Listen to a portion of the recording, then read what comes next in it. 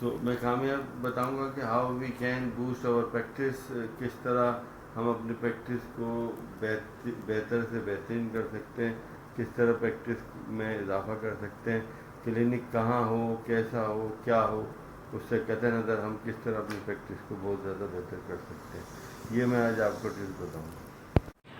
تمام کے ڈی ممبر کو السلام علیکم۔ آج بہت چھوٹی سی ایک سوال تھا، یا چھوٹا سا ایک ایشو گروپ میں بھی آیا اور اتفاق سے پیشنٹ آ گیا تھا میرے پاس، وہ تھا SOB۔ SOB دوستو شارٹیج آف بریتھنگ۔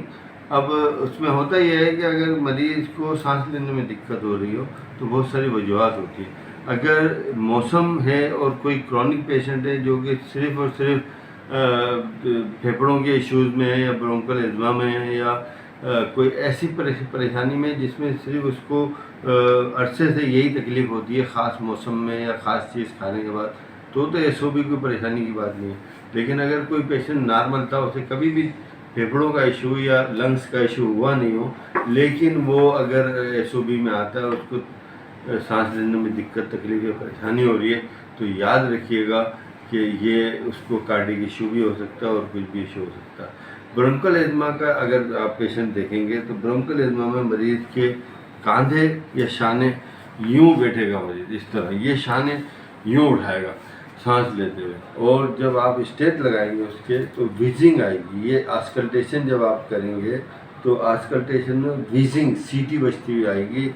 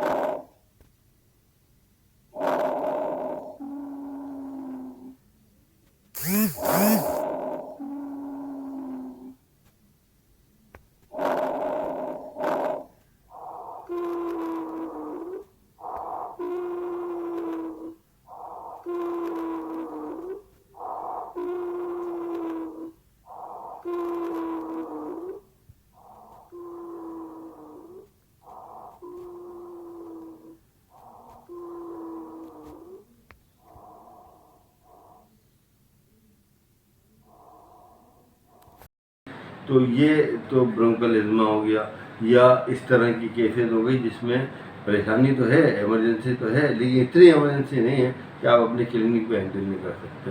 یاد رکھیے گا کہ ہر مشکل سانس یا SOB یا شارٹیج آف بریتھ یا ڈسنیا وہ آسان نہیں ہوتا، اور ہر سانس کی مشکل، ہر سانس کی دقت دمہ یا پھیپھڑوں کا دمہ یا ازما نہیں ہوتا، وہ کبھی کبھی کارڈیک ازما بھی ہوتا ہے۔ السلام علیکم۔